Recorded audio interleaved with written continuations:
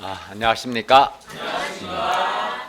오늘 말씀 제목은 대접을 받고자 하는 대로 너희도 대접하라입니다. 말씀은 마태복음 7장 1절에서 12절이고 요절은 7장 12절입니다. 우리 12절을 한번 같이 읽어볼까요?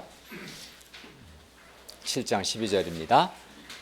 시작. 그러므로 무엇이든지 남에게 대접을 받고자 하는 대로 너희도 남을 대접하라. 이것이 율법이요 선지자니라. 네, 기도하겠습니다.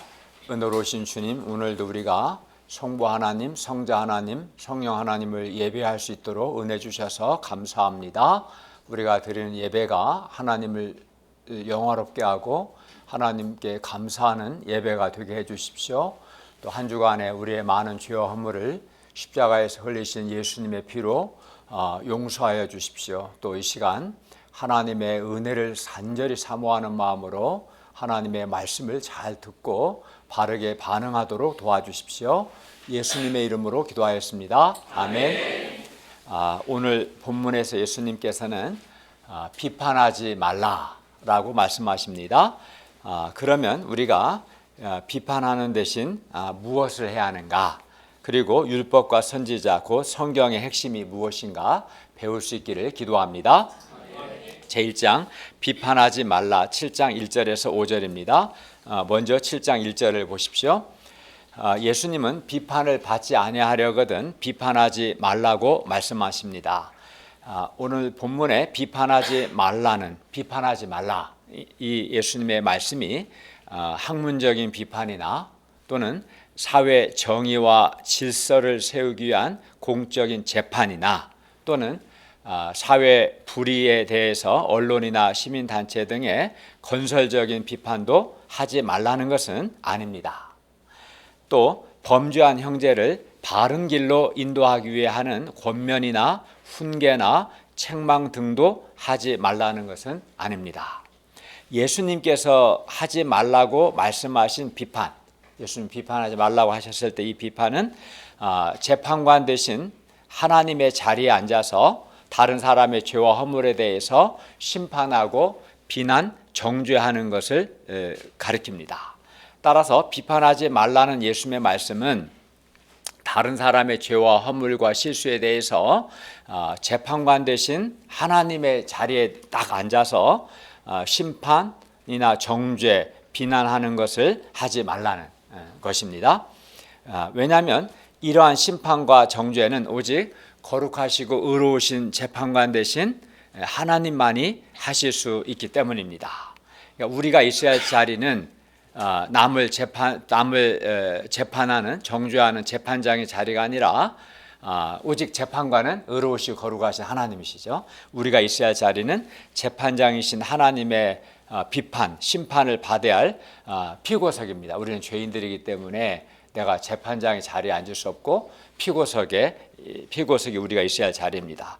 따라서 우리는 비판, 비난, 정죄를 하지 말아야 합니다.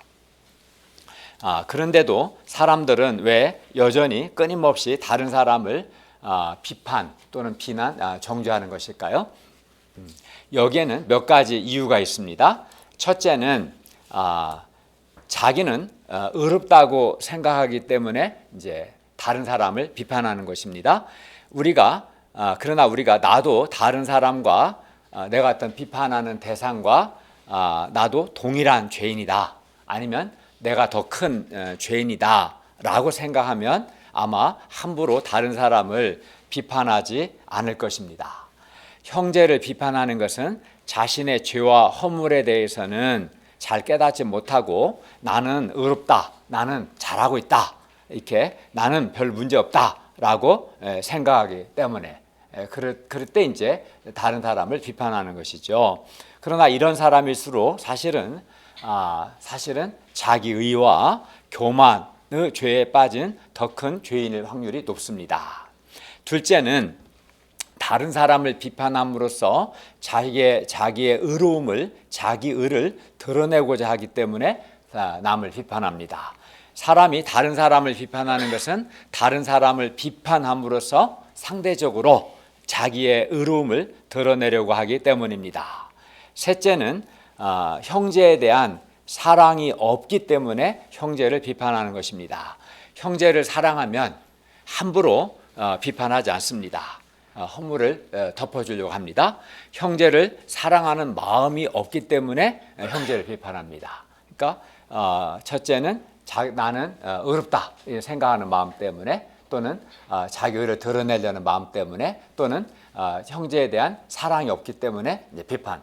여기서 말하는 비판은 비난에 가깝죠. 비난, 정죄하는 것이죠. 그러면 우리가 왜 비판, 즉 비난, 정죄를 하지 않아야 합니까? 왜냐하면 우리가 다른 사람을 비판하면 동일한 기준으로 우리도 비판을 받기 때문입니다. 7장 2절을 보십시오. 한번 읽어볼까요? 시작. 너희가 비판하는 그 비판으로 너희가 비판을 받을 것이요 너희가 헤아리는 그 헤아림으로 너희가 헤아림을 받을 것이니라. 우리가 다른 사람을 비판하면 동일한 기준으로 우리 역시 하나님의 비판을 받습니다. 뿐만 아니라 다른 사람으로부터도 비판을 받습니다. 그러므로 우리가 비판을 받지 않으려면 어떻게 해야 돼요? 우리도 비판하지 말아야 합니다. 사람들은 다른 사람 비판하는 것을 재미있어 합니다. 그러나 생각해 보세요. 그러나 비판을 받는 것, 즉 비난과 정죄를 받는 것은 아주 힘들어하고 고통스러워합니다. 그래서 어떤 사람은 다른 사람으로부터 비판, 비난, 정죄 받는 것이 너무나 상처와 큰 고통을 받아서 정신과 치료를 받거나, 또는 SNS를 다 끊어버리고 잠적하거나, 아주 심한 경우에는 극단적인 선택까지 합니다. 그만큼 비판, 비난, 정죄받는 것이 힘들다는 거예요. 입장을 바꾼다고 생각하면 비판, 비난, 정죄받는 것이 너무 고통스러운 거죠. 힘드니까 막 정신과 치료도 받고 막 사람들과 관계를 맺지 않고자 하고 잠적하고 그러지 않겠습니까? 그런데 우리가 다른 사람을 비판하면 우리 역시 이러한 고통스러운 비판을 받는 겁니다. 어떻게 나는 비판하고 나는 비판을 안 받을 수 있겠어요? 예수님께서 너가 비판하면 동일한 기준으로 너도 비판을 받는다, 이렇게 말씀하셨습니다. 그러므로 비판을 받지 아니하려거든 어떻게 합니까? 우리도 남을 비판하지 않아야 합니다. 대답을 안 하시네요? 그러지 않겠어요? 예. 대신 뭐 해야 합니까? 비판, 비난, 정죄는 하지 않아야 합니다. 그럼 뭐 해야 돼요? 대신 우리는 자기 눈 속에 들보가 있음을 깨닫고 먼저 자기 눈 속에서 들보를 빼야 합니다. 7장 3, 4절을 읽겠습니다. 시작.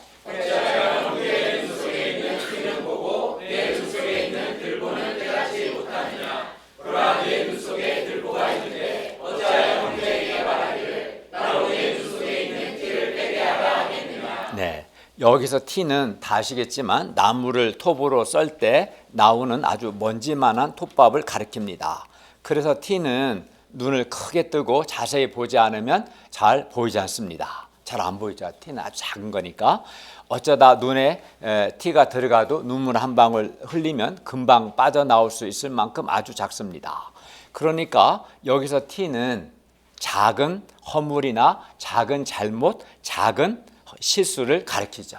반면 들보는 건물에서 칸과 칸 사이의 두 기둥을 건너지르는 나무를 가리킵니다. 예를 들면 여기 이제 기둥이 있고 맨 뒤에 기둥이 있잖아요. 이 기둥과 저 기둥을 가로지르는 이게 큰 나무가 그게 들보입니다. 엄청 크죠.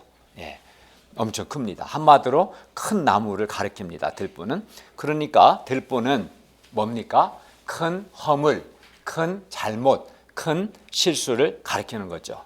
그런데 예수님은 형제의 눈 속에 있는 것은 티라고 말씀하시고 내 눈 속에 있는 것은 들보라고 말씀하십니다.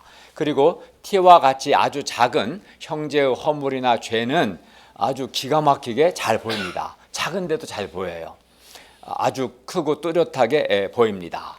그러나 들보와 같이 아주 큰, 들보는 뭐 비교 불가능할 만큼 엄청 큰데도 들보와 같이 아주 큰 자기의 허물과 죄는 보지 못합니다. 왜 그럴까요? 왜 그럴까요? 왜냐하면 형제의 눈 속에 있는 티는 그냥 보입니다. 그러나 내 눈 속에 있는 들보는 보이지 않고 깨달아야 하기 때문입니다. 7장 3절에서 예수님이 그래서 이렇게 말씀하셨습니다. 잘 보십시오. 7장 3절을 보시면 어찌야 형제의 눈 속에 있는 티는 그냥 보여요. 티는 보고 너의 눈 속에 있는 들보는 보냐 보지 못하냐 안 하고 뭐라고 그랬어요? 깨닫지 못하느냐라고 말씀하셨어요. 그러므로 형제의 눈 속에 있는 티는 그냥 자연스럽게 볼 수 있으나 내 눈 속에 있는 들보는 어떻습니까? 그냥 볼 수는 없고 깨달아야 함을 알 수 있어요. 크지만 깨달아야 돼요. 그냥 안 보여요. 깨달아야 합니다. 그래서 다른 사람의 허물, 잘못, 실수는 그냥 눈에 잘 보여요. 그렇지만 나 자신의 큰 허물은 큰데도 불구하고 나의 큰 잘못과 허물과 실수는 보이지 않고 오직 깨달아야만 알 수 있어요. 깨달아야 하는 거예요. 깨달아야 합니다. 그리고 어떻게 깨달을 수 있겠어요? 내 눈 속에 있는 들보를 깨닫기 위해서는 우리가 하나님의 말씀의 거울 앞에 서서 성령님의 도우심을 받아야 합니다. 그때 성령님께서 내 눈 속에 있는 들보를 깨닫게 해주십니다. 또는 목자님께서 말씀의 기초에서 깨닫게 해주실 때가 있어요. 그때 겸손하게 우리는 받아들여야 합니다. 이렇게 하지 않으면 우리는 이렇게 말씀의 거울 앞에서 성령님의 도우심을 통해서 내 눈 속에 있는 나에게 있는 들보같이 큰 잘못이나 허물을 깨닫지 않으면 우리는 다른 사람의 눈 속에 있는 티는 보면서 정작 나에게 있는 들보처럼 큰 잘못을 깨닫지 못할 수가 있는 거죠. 7장 4절을 읽겠습니다. 시작. 그러나 내 눈 속에 들보가 있는데 어찌하여 형제에게 말하기를 나로 내 눈 속에 있는 티를 빼게 하라 하느냐. 남을 비판하는 사람들은 다른 사람의 눈 속에 있는 아주 작은 티는 보면서도 정작 자신의 눈 속에 있는 커다란 들보는 깨닫지 못합니다. 그리고 자기 눈 속에 있는 들보는 놔둔 채 형제의 눈 속에 있는 티를 빼고자 합니다. 그리하여 형제의 눈 속에 있는 티를 빼려다가 형제의 눈을 상하게 합니다. 즉 형제에게 상처를 주는 거죠. 그리고 말로 이제 상처 주기 쉽죠. 그리고 내 눈 속에 들보가 있는 한 다른 사람 눈 속의 티를 잘 빼낼 수 없어요. 그냥 밝히 못 보니까 내 눈 속에 있는 큰 들보 때문에 내가 밝히 볼 수가 없는 거예요. 그러니까 다른 사람의 눈 속에 있는 티를 빼줄 수 없고 빼려다가 상처 주게 되는 것이죠. 그러므로 어떻게 하겠어요? 우리는 먼저 내 눈 속에 있는 들보를 빼야 합니다. 그래서 예수님께서 이렇게 말씀해요. 7장 5절을 보십시오. 외식하는 자여 먼저 너의 눈 속에서 들보를 빼어라. 그 후에야 들보를 빼어야 그 후에야 밝히 보고 형제의 눈 속에 있는 티를 빼리라. 이렇게 주께서 말씀하셨습니다. 예수님은 자기 눈 속에 있는 들보는 깨닫지 못하고 형제의 눈 속에 있는 티를 빼고자 하는 사람을 가리켜서 외식하는 자, 곧 위선자라고 말씀합니다. 자기 눈 속에 있는 들보를 그대로 두고, 그렇지 않아요? 자기는 이만큼 큰 허물이 있는데 자신의 죄는 깨닫지 않고 다른 사람의 작은 잘못을 막 지적질하고, 그 위선자잖아요. 그래서 예수님이 또 참 외식하는 놈이다, 위선자다, 이렇게 말씀하는 거예요. 남의 눈 속에 있는 티를 빼려 하기 전에 먼저 내 눈 속에 들보가 있음을 깨닫고 먼저 내 눈 속에 있는 들보를 빼내야 합니다. 예수님은 먼저 너의 눈 속에서 들보를 빼어라. 그 후에야 밝히 보고 형제의 눈 속에 있는 티를 뺄 수 있다라고 말씀하십니다. 우리가 예수님의 말씀에 순종해서 우리 안에 있는 죄의 들보들, 예를 들어서 불신의 들보, 또는 교만의 들보, 또는 미움의 들보, 시기심의 들보, 음란의 들보, 이기심의 들보, 반발심, 거스름의 들보 또는 자기중심성의 들보 등 우리 안에 있는 많은 이 들보들을 빼내는 게 뭐예요? 회개하는 거죠. 들보를 빼내는 회개의 투쟁을 할 때 우리 자신에 대해서 가졌던 의로운 마음들, 자기의가 다 사라지게 되고요. 자신과 다른 사람을 밝히 볼 수 있게 되고 또 밝히 봐야 다른 사람들을 제대로 도울 수 있습니다. 이렇게 하나님 앞에서 자기 눈 속에 있는 들보를 깨닫고 철저히 들보를 빼낸, 즉 철저히 회개한 회개 열매를 맺은 사람만이 밝히 보게 돼요. 밝히 보고 다른 사람의 죄 문제도 도울 수 있습니다. 그리고 내 눈 속에 있는 들보를 빼는 과정을 통해서 나 역시 하나님 앞에서 동일한 죄인임을 깨닫고 회개하고 하나님 앞에서 겸손하게 됩니다. 그리하여 다른 사람의 작은 죄나 허물에 대해서 정죄하려는 마음보다는 불쌍히 여기고 용서하려는 마음을 가지게 되고 또 사랑 없이 비판, 정죄하려는 마음보다는 기도해주고 사랑으로 돕고자 하게 돼요. 이 과정을 거치게 되면 내가 하나님 앞에 나도 죄인이라는 깨닫게 되고 겸손하게 되고 또 다른 사람에 대해서 불쌍히 여기는 마음을 갖게 되는 거죠. 예. 그리고 이 과정을 통해서 내 눈 속에 있는 들보를 뺐기 때문에, 즉 회개했기 때문에 먼저는 내가 밝히 보게 돼요. 내가 밝히 보게 되고 다음으로 다른 사람의 눈 속에 있는 티를 빼는 것, 곧 다른 사람이 회개하도록 도와줄 수 있습니다. 그러니 우리가 다른 사람을 비판하려고 하기보다 먼저 하나님 앞에서 들보와 같은 나의 큰 죄와 허물과 잘못을 깨닫고 내 눈 속에 있는 들보를 깨닫고 먼저 회개할 수 있기를 기도합니다. 그리하여 이 과정을 통해서 우리가 겸손하게 되고 또 무엇보다 밝히 보고 다른 사람을 잘 도울 수 있기를 기도합니다. 네. 자기 눈 속에 있는 들보를 빼내지 않는 한 결코 이 사람은 밝히 볼 수가 없고 다른 사람의 죄 문제를 결코 도울 수가 없어요. 먼저 내 눈 속에 있는 들보를 빼내야 돼. 회개해야만이 밝히 볼 수가 있습니다. 제2장 구하는 이마다 받을 것이요 7장 6절에서 12절 말씀입니다. 예수님은 비판을 받지 아니하려거든 비판하지 말라고 하셨습니다. 그리하여 자칫하면 이 비판하지 말라는 예수님의 말씀을 오해하여 죄와 악에 대해서 용납할 수 있습니다. 비판 자체를 하지 않다 보면 이 말씀을 오해해서 죄와 악에 대해 용납할 수 있습니다. 또는 무엇이 옳고 그른가 아예 분별도 하지 않을 수 있습니다. 그러나 비판하지 말라는 예수님의 말씀이 죄와 잘못에 대해서 무조건 침묵하라는 것은 아닙니다.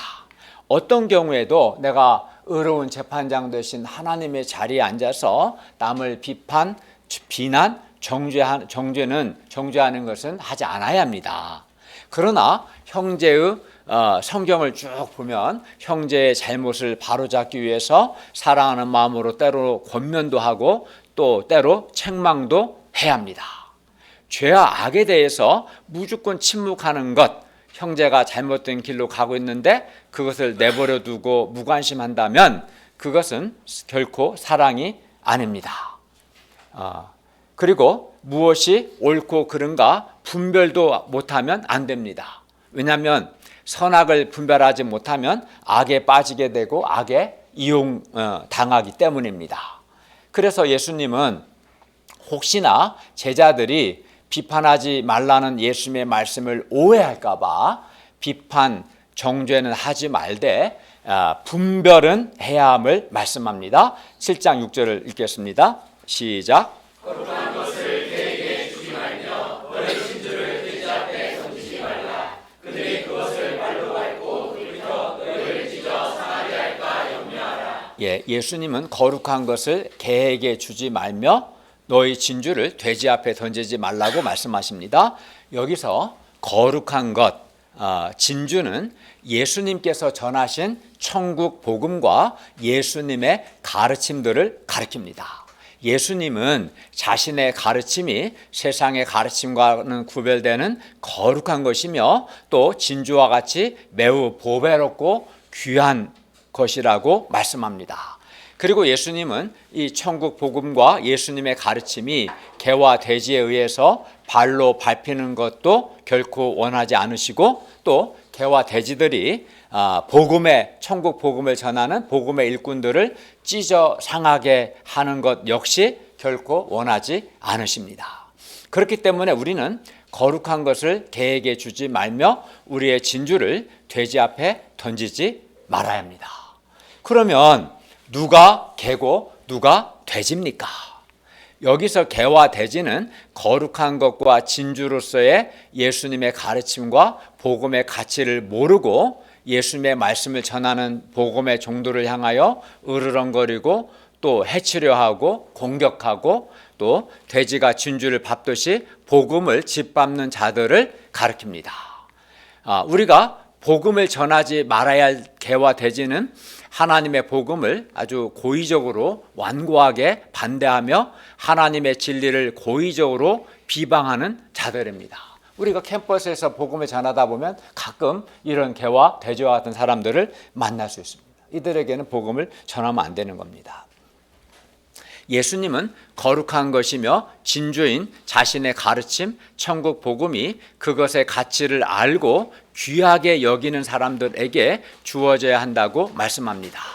거룩한 것을 개에게 주지 말며 너희 진주를 돼지 앞에 던지지 말라. 예수님은 자신의 가르침이 그 가치를 모르는 사람들에게 던져져서 짓밟히는 것을 원하지 않습니다. 따라서 복음의 일꾼들은 개나 돼지와 같은 자들에 의해서 천국 복음과 예수님의 가르침이 짓밟히지 않도록 분별하고 주의해야 합니다. 그는 모든 사람에게 복음을 전하는 거 아닙니다. 개와 돼지는 피해야 합니다. 그런데 이를 위해서는 우리가 그러면 누가 개고 누가 돼지인가를 분별할 수 있어야 돼. 분별할 수 있어야 돼요. 곧 우리에게 분별력이 있어야 합니다. 어떤 사람은 비판하지 말라는 말씀을 잘못 이해해서 모든 사람을 다 용납합니다. 포용이라는 이름으로 개도 용납하고 돼지도 용납합니다. 그러나 이는 아주 잘못된 겁니다. 우리가 개와 돼지를 분별하지 않으면 개와 돼지에 의해서 예수 그리스도의 복음이 짓밟히게 되고 하나님의 교회 공동체가 공격을 받게 됩니다. 따라서 우리는 분별할 수 있어야 합니다. 교회 공동체에는 다양한 종류의 사람들이 들어옵니다. 하나님의 교회 예수님의 가르침, 복음의 가치를 알고 하나님을 사랑하며 예수님을 따르는 참된 신자들만 들어오는 것이 아닙니다. 개와 돼지도 들어오고 심지어 신천지와 같은 이단도 들어올 수 있습니다. 우리는 이들을 분별해야 합니다. 그리고 이들에 의해서 거룩하고 귀한 예수 그리스도의 복음이 훼손되지 않도록 주의해야 합니다. 우리가 인본적이고 인간적인 자들, 세속적인 자들을 용납하면 우리는 순수하고 절대적인 복음 신앙을 잃어버리게 되고 교회 공동체는 인본적이고 인간적인 자들, 세속적인 자들에 의해서 사정없이 찢기게 되고 상하게 될 것입니다. 따라서 우리는 비판, 비난, 정죄는 하지 말되 무엇이 옳고 무엇이 그른가 분별은 할 수 있어야 합니다. 특히 현대와 같이 다양하고 복잡한 시대에 무엇이 옳고 무엇이 그른가 더욱 분별할 수 있어야 합니다. 그렇지 않으면 우리는 악에 이용당하고 개와 돼지에 의해서 예수 그리스도의 복음과 하나님의 교회 공동체가 공격을 받아 찢기고 상하게 될 것입니다. 그런데 무엇이 옳고 무엇이 그른가 분별하는 것이 쉬워요, 안 쉬워요? 쉽지 않아요. 물론 단순한 것도 있지만 많은 경우에 쉽지 않습니다. 그래서 이리들도 양의 탈을 쓰고 나타나는 거거든요. 쉽지가 않아요. 그래서 솔로몬은 선악을 분별하는 지혜를 하나님께 구했고 하나님은 그에게 선악을 분별하는 지혜를 주셨습니다. 우리에게도 개와 돼지를 분별하고 무엇이 옳고 그른가를 분별하는 영적 분별력과 지혜가 있어야 합니다. 그런데 예수님은 이러한 영적 분별력과 지혜를 위해서 하나님께 적극적으로 기도하라고 말씀합니다. 7장 7, 8절을 함께 읽겠습니다. 시작.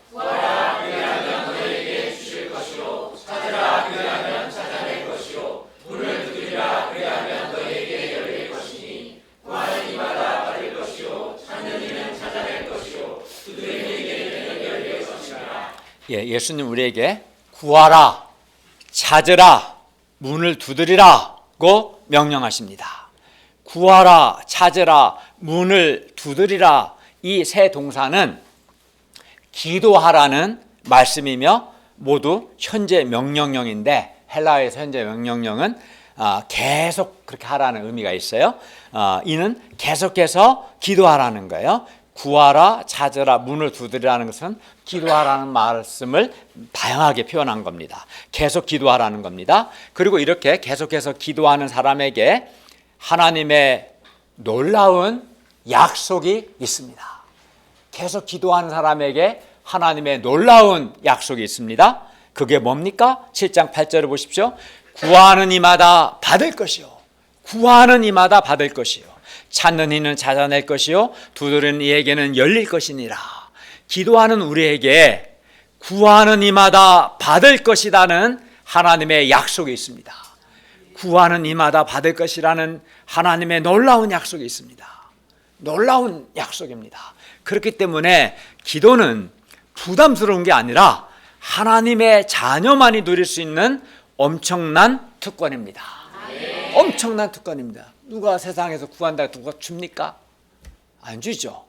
근데 성경은 구하는 이마다 받을 것이다, 기도하는 자에게 구하는 이마다 받을 것이라는 약속이 있다고 말씀합니다. 그래서 기도는 특권인 겁니다. 우리가 이 세상을 살아가면서 힘들고 어려운 일을 만날 때 하나님께 구하면 하나님께서 들으시고 응답해 주십니다. 따라서 기도란 하나님의 자녀들이 갖고 있는 최고의 특권이며 비장의 영적인 무기입니다. 이 놀라운 특권과 비장의 무기를 사용하지 않으면 되겠습니까? 그럼 멍청한 거죠. 어리석은 거죠. 이건 놀라운 특권이고 비장의 무기입니다. 놀라운 겁니다, 기도는. 그런데 어떤 사람은 몇 번 기도하고 기도에 응답이 없는 것 같으면 기도를 중단하는 것을 봅니다. 이는 아주 잘못된 겁니다. 예수님은 현재 명령형 동사를 사용해서 우리에게 중단 없이 계속해서 기도하라고 명령하십니다. 그리고 이렇게 계속해서 기도하는 사람에게 구하는 이마다 받을 것이라는, 아무나 받는 게 아닙니다. 구하는 이마다 받을 것이라는 주님의 약속이 있습니다. 그런데도 우리가 기도하지 않는다면 이는 얼마나 어리석고 답답한 일입니까? 이는 마치 바로 옆에 먹을 것이 가득 쌓여 있는데도 구하지 않아서 굶어 죽어가는 어리석은 사람과 같습니다.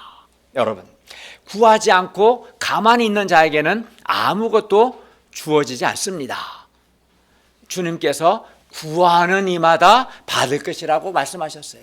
구하는 이마다 받을 것이다 라고 약속하셨어요. 그렇기 때문에 구하지 않고 가만히 있는 사람에게는 아무것도 주어지지 않습니다. 적극적으로 구하는 사람이 구하는 것을 받습니다. 분별력을 구하는 자가 분별력을 받습니다. 그러므로 우리가 중단 없이 계속해서 기도할 수 있기를 바랍니다. 그런데 예수님의 말씀을 가만히 살펴보면 목적어가 없어요. 이 말씀 속에 무엇을 구하라, 그 목적어가 없어요. 무엇을 구하라는 것인지 무엇을 찾으라는 것인지 직접적으로 언급하지 않으십니다. 물론 우리가 전후 문맥으로 보면 1차적으로 그 목적어가 분별력이라는 것을 알게 됩니다. 그러나 목적어가 단지 분별력 뿐이겠습니까? 그렇지 않죠.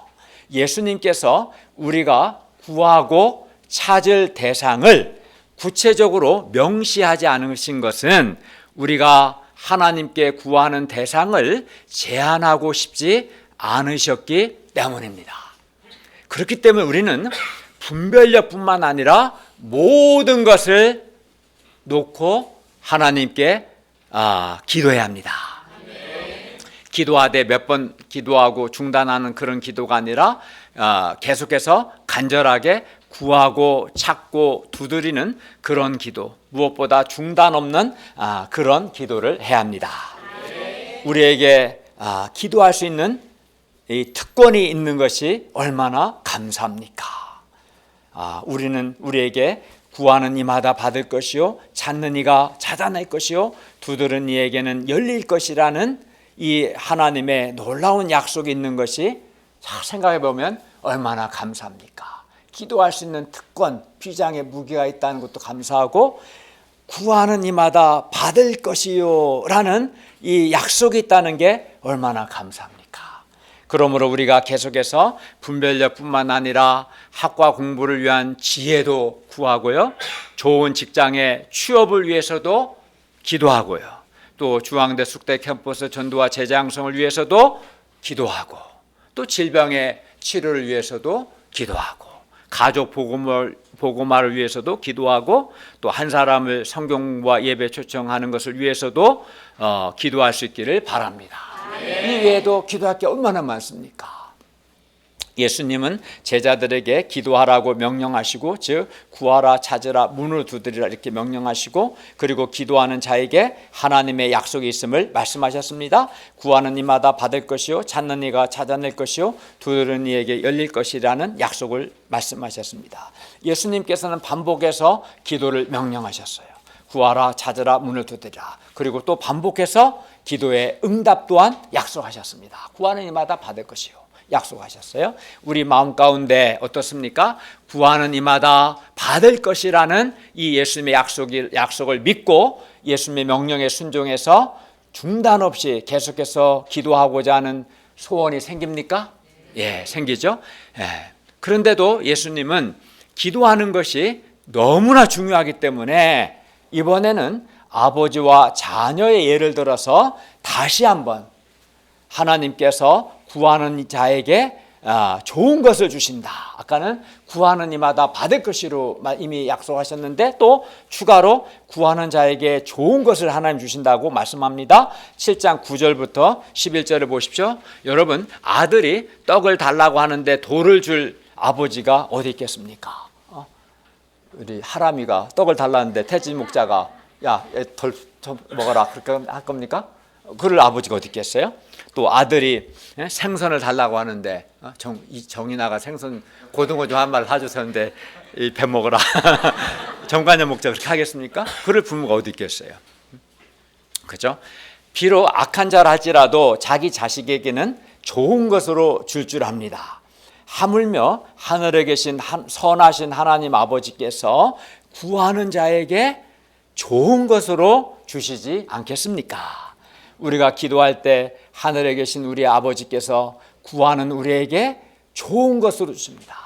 구하는 이마다 받을 뿐만 아니라 구하는 자에게 좋은 것으로 주십니다. 그리고 여기서 좋은 것은 헬라어를 보면 복수로 돼 있어요. 복수로. 그렇기 때문에 하늘에 계신 하나님 아버지께서 구하는 자에게 성령을 포함하여 좋은 것들을 주십니다. 분별력도 주시고 성령의 능력과 지혜도 주시고 말씀의 은혜도 주시고 공부할 수 있는 지혜도 주시고 좋은 직장도 주시고 또 좋은 배우자도 주시고 우리가 구하기만 하면 우리에게 좋은 것들을 주십니다. 그렇기 때문에 우리는 구하는 이마다 받을 것이며 하늘에 계신 하나님 아버지께서 하나님의 때 하나님의 방법으로 반드시 좋은 것들을 주실 것을 믿고 중단 없이 기도할 수 있기를 바랍니다. 그리하여 하늘에 계신 하나님 아버지께서 주시는 좋은 것들을 받을 수 있기를 기도합니다. 이제 7장 12절 읽겠습니다. 시작. 그러므로 무엇이든지 남에게 대접을 받고자 하는 대로 너희도 남을 대접하라. 이것이 율법이요 선지자 아니라. 예, 여기서 남을 대접하라는 것은 자기 권리를 주장하기보다 먼저 남을 사랑하라는 것입니다. 수고와 섬김, 희생과 적극적 사랑을 먼저 행하라는 것입니다. 그래서 7장 12절 상반절 무엇이든지 남에게 대접을 받고자 하는 대로 너희도 남을 대접하라는 이 말씀은 모든 율법과 선지자의 가르침 곧 구약 성경을 한마디로 요약한 것입니다. 근데 성경은 이웃사랑이 7장 12절에서 남을 대접하는 것이 율법과 선지자, 여기서 율법과 선지자는 구약 성경을 가리키는 표현인데요. 성경의 핵심이다 이렇게 말씀하는데, 성경은 이웃사랑이 율법과 선지자, 그 성경의 핵심이라고 말씀합니다. 예를 들어 로마서 13장 10절은 사랑은 이웃에게 악을 행하지 아니하나니 그러므로 사랑은 율법의 완성이니라 이렇게 말씀하셨고, 갈라디아 5장 14절은 온 율법은 내 이웃 사랑하기를 내 자신과 잘하신 한 말씀에서 이루어졌나니라고 말씀합니다. 그러니까 이웃을 사랑하는 것은 성경의 핵심인 거죠. 그런데 또 오늘 7장 12절은 무엇이 있는지 남에게 대접을 받고자 하는 대로 너희도 남을 대접하라. 이것이 율법과 선지자, 즉 성경의 핵심이라고 말씀하는 거예요. 따라서 무엇이든지 남에게 대접을 받고자 하는 대로 너희도 남을 대접하라는 것은 한마디로 남을 사랑하라는 말씀인 겁니다. 동시에 7장 12절 말씀은 산상 설교 본문 전체, 즉 우리가 5장부터 배웠는데 5장 13절부터 7장 12절의 요약이기도 합니다. 산상 설교 본론이 말하는 더 나은 제자의 의가 무엇인지를 한마디로 요약해 주는 말씀입니다. 그러므로 무엇이든지 남에게 대접을 받고자 하는 대로 먼저 남을 대접하라. 이 7장 12절은 이번에 새로 번역한 새한글 성경 이렇게 번역했어요. 그러므로 남들이 여러분에게 해주기를 바라는 것은 무엇이든지 다 여러분 자신들도 그대로 남들에게 해주세요. 이렇게 번역했어요. 그러니까 남들이, 다른 사람이 나에게 해주기를 바라는 것은 무엇이든지 나도 남에게 그대로 해줘야 한다. 이 말이에요. 이 본문은. 그리고 이렇게 하는 것이 천국 백성의 마땅한 삶입니다. 그러므로 우리는 무엇이든지 남에게 대접을 받고자 하는 대로, 다르게 표현하면 남이 나에게 해주기를 바라는 것 같은 말이죠. 근데 우리도 남을 대접하는, 우리도 남에게 해야 한다, 이런 말입니다. 예를 들어 비판을 받지 않으려거든 나도 남을 비판하지 않아야 합니다. 남이 나에게 비판을 안 했으면 좋겠다, 좀 그렇게 본질적인 게 안 하면 좀 목자의 허물을 좀 덮어주고 감당해 줬으면 좋겠다, 이렇게 생각할 수 있지 않겠어요? 그러면 나도 그 사람에게, 다른 사람의 허물에 대해서 이렇게 덮어줘야 한다, 그렇게 해야 한다, 이런 말입니다. 또 예를 들어 남에게 존중을 받고 싶으면 남이 나를 좀 존중해 줬으면 바라잖아요. 그럼 나도 남을 존중해야 한다, 이런 거죠. 그죠? 이해 가시죠? 남이 나에게 해주기를 바라는 것은 무엇이든지 나도 남에게 해줘야 한다, 대접해야 한다, 같은 말입니다. 또 이해를 받고 싶으면 나도 다른 사람을 이해해야 합니다. 섬김을 받고 싶으면 나도 다른 사람을 섬겨야 합니다. 이것이 이웃을 사랑하는 것이고 또 성경의 핵심입니다. 그리고 이 말씀대로만 하면 제자 공동체는 아무 문제 없을 뿐만 아니라 아주 건강하고 은혜로운 공동체가 될 것입니다.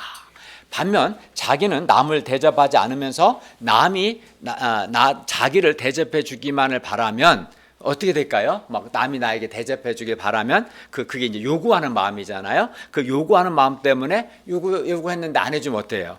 원망과 불평이 생기게 되죠. 그죠?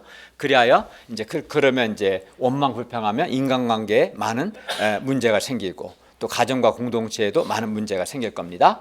그리고 서로 불행하게 될 것입니다. 인간관계에서 또는 공동체에서 은혜가 없게 될 것입니다. 그렇게 하면 여러분 다 아는 이야기인데 그냥 한 비유죠. 이런 이야기가 있어요. 천국과 지옥에서는 모두 긴 숟가락을 가지고 밥을 먹는다고 합니다. 이 숟가락은 너무 길어서 이제 스스로 자기 입에 음식을 떠넣기에는 너무 깁니다. 이렇게 길면 안 되잖아요. 각도가 안 나오잖아요. 그런데 천국에서는 이 긴 숟가락을 가지고 서로 먼저 다른 사람을 남을 먹여주기는 편하죠. 이렇게 기니까 먹여주기 때문에 천국에서는 서로가 서로를 먼저 먹여주니까 아무 문제 없이 너나 할 것 없이 다 배부르게 먹습니다. 그래서 천국이라고 해요. 그런데 지옥에서는 이 긴 숟가락을 자기에게는 안 되는데 자기가 먼저 먹겠다고 아우성치니까 각도가 안 나오죠. 그러니까 아무도 먹을 수 없어요. 음식을 앞에 두고 쫄쫄 굶습니다. 그래서 죽여요. 똑같은 상황인데, 그죠? 뭘 말하려고 하는 거 알겠죠? 그러니까 내가 남을 대접하지 않고 남이 나에게 대접을 해주길 바라면 지옥이 되는 거지, 지옥이. 그렇죠? 근데 내가 남을 대접하고자 하면 천국이 되는 거죠. 사람이라면 누구나 부부관계든 부모 자식 관계든 또는 친구 관계든 직장에서 상사와 부하 직원 관계든 뭐 동료 관계든 또 교회에서도 동역자들 상호 관계든 목회자와의 관계든 인간관계에서 남이 나에게 대접해 주기를 바라는 것이 다 아마 있을 겁니다. 남편이 이렇게 해주길 바라는, 또는 아내가 나한테 이렇게 해주길 바라는, 또는 부모는 내 아들과 딸이 이렇게 해주길 바라는, 또 자녀들은 내 엄마 아빠가 이렇게 해주길 바라는, 뭐 직장에서도 남이 나에게 이렇게 해주길 바라는 것이 아마 다 있을 겁니다. 그리고 남에게 대접을 받고자 하는 대로 내가 먼저 남을 대접하면, 즉 사랑하게 되면 그러한 공동체, 그러한 가정, 그러한 교회, 그러한 직장 등은 아마 천국이 될 것입니다. 반대로 나는 남을 대접하지 않고 남이 먼저 나를 대접하기를 바라면 아마 그런 공동체는 지옥이 될 겁니다. 저는 우리 한강교회 가정들과 우리 교회 공동체가 천국이 되기를 간절히 바랍니다. 천국은 무엇이든지 남에게 대접을 받고자 하는 대로 나도 남을 대접하는 데서부터 시작이 되는 거예요. 그러므로 비록 남이 나를 대접하지 않을지라도 하나님의 말씀에 내가 순종해서 내가 먼저 남을 대접하는 것이 아주 중요합니다. 내가 마태복음 7장 12절 말씀에 순종하는 게 중요합니다. 누가 순종하지 않았다 해서 나도 순종하지 않아도 돼요? 그렇지 않습니다. 다른 사람은 순종하든 안 하든 내가 하나님의 말씀에 순종해서 내가 먼저 남을 대접하는 것이 중요합니다. 많은 사람들이 다른 사람이 남이 먼저 자기를 대접해 주기를 바랍니다. 다른 사람이 먼저 나를 대접하면 그러면 그때 나도 이제 대접해 보겠다. 그냥 생각해 보겠다. 하겠다. 이렇게 말합니다. 그러나 이는 옳지 않습니다. 그리고 이런 사람이 많은 가정과 교회, 직장은 지옥이 됩니다. 우리는 다른 사람이 나를 대접하든 안 하든 남에게 대접을 받고자 하는 대로 무엇이든지, 즉 다른 사람이 나에게 이렇게 해줬으면 하는 것은 이라면 무엇이든지 내가 먼저 다른 사람을 대접해야 합니다. 내가 먼저 다른 사람을 사랑해야 합니다. 예를 들어 아내나 남편에게 대접을 받고자 하는 대로 내가 먼저 아내나 남편을 대접해야 합니다. 그러면 부부관계가 좋고 행복합니다. 근데 막 부부관계가 안 좋고 싸우고 그런 가정들은 그 대접은 먼저 안 하고 막 요구만 하는 거지.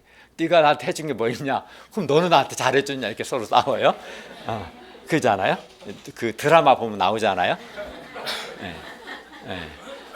이제 부모에게도 마찬 부모에게 대접을 받고자 하는 내가 먼저 부모님을 대접하고 또는 자식에게 대접을 받고자 하는 대로 내가 먼저 자식을 대접해야 합니다. 그렇죠?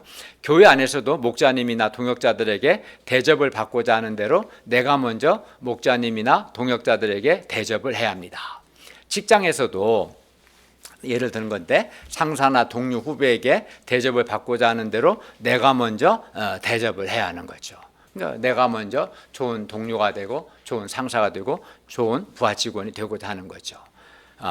그러니까 이번 주 소감을 쓸 때는 내가 대접을 받고자 하는 것보다 나는 사람들이 나에게 이걸 대접해 줬으면 좋겠다 그 생각하지 마시고 그것보다는 아내든 남편이든 또는 부모님이든 자식이든 또는 목자님이든 동역자든 상대방이 나에게 어떤 대접을 받기를 원하는가 상대방 입장에서 한번 생각을 해보시고 소감을 쓸 때 내가 구체적으로 남에게 어떤 대접을 해야 하는가 적어도 한 3개 정도는 찾아보고 내가 먼저 남을 대접할 수 있기를 바랍니다.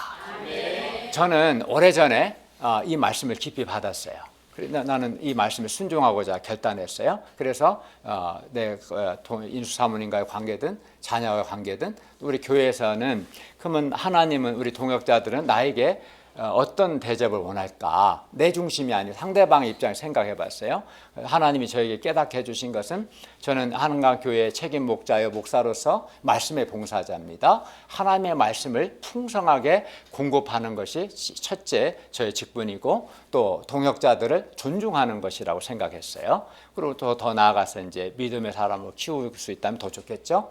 그래서 저는 그러나 또 저도 동역자들에게 바라는 게 있어요. 우리 동역자들이 하나님이 세우신 영적인 질서를 지키고 겸손하게 동역을 했으면 좋겠다. 그런 바람이 있었어요. 그러나 나는 그걸 요구하지 않고 내가 먼저 대접하고자 했습니다. 내가 먼저 충성스러운 말씀의 종이 되고자 했고 동역자들을 존중하고자 애썼습니다. 그렇게 했을 때 우리 가운데 많은 분들과 아주 건강한 사랑의 관계가 맺어지고 행복을 누리게 됐어요. 가정에서 그렇습니다. 제가 한강교회에서는 책임자지만 본부에 가면은 대표가 있습니다.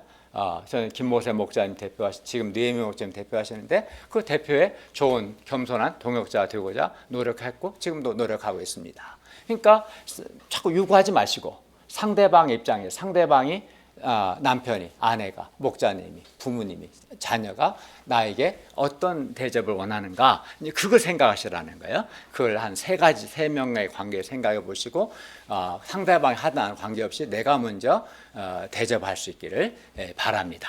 그러면 많은 경우에 관계가 건강하고 바르게 될 겁니다. 아마 90% 이상은 다 될 겁니다. 결론입니다. 자기 의가 많고 형제에 대한 사랑이 없는 사람이 형제를 비난, 정죄합니다. 그러나 우리는 형제의 작은 허물을 보고 비판할 것이 아니라 우리에게 있는 큰 허물을 깨닫고 회개하기를 기도합니다. 그리하여 내가 밝히 보고 형제를 돕되 사랑으로 돕기를 기도합니다. 그리고 누가 개고 누가 돼지인가 무엇이 옳고 그른가 분별을 위해 기도할 수 있기를 바랍니다. 기도하되 구하는 이마다 받을 것이라는 예수님의 약속의 말씀을 굳게 붙들고 또 하늘에 계신 하나님 아버지께서 구하는 자에게 좋은 것들로 주신다는 것을 확신하고 중단 없이 계속해서 하늘에 계신 하나님 아버지께 기도할 수 있기를 바랍니다. 그리하여 하나님의 때 하나님의 방법으로 구하는 자에게 좋은 것들을 주시는 살아계신 하나님을 체험할 수 있기를 바랍니다. 그리고 남에게 대접을 받고자 하는 대로 나도 남을 대접하되 내가 먼저 남을 대접할 수 있기를 기도합니다. 우리가 남을 비판, 비난, 정죄할 것이 아니라 남을 대접하고 사랑할 수 있기를 기도합니다. 기도하겠습니다. 은혜로우신 주님, 오늘 말씀을 주셔서 감사합니다. 우리가 의로우신 재판장이신 하나님의 자리에 앉아 남을 비판, 비난, 판단, 정죄하는 것을 하지 않고 도리어 내 속에 있는 들보와 같은 큰 죄와 허물을 깨닫고 먼저 회개하고 또 밝히 보고 남을 불쌍히 여기고 잘 돕게 해주시고 또 분별력을 포함하여 모든 것들을 위해서 무엇보다 구하는 이마다 받을 것이요 하나님께서 구하는 자에게 좋은 것을 주신다는 이 약속의 말씀을 굳게 믿고 기도하는 가운데 우리에게 좋은 것들을 주시는 살아계신 하나님을 체험할 수 있도록 도와주십시오. 그리고 다른 사람이 나에게 대접해 주기를 바라기보다 내가 먼저 남에게 대접하는 그래서 올바른 건강한 은혜로운 인간관계와 공동체를 이루어가도록 도와주시옵소서. 예수님의 이름으로 기도하였습니다. 아멘.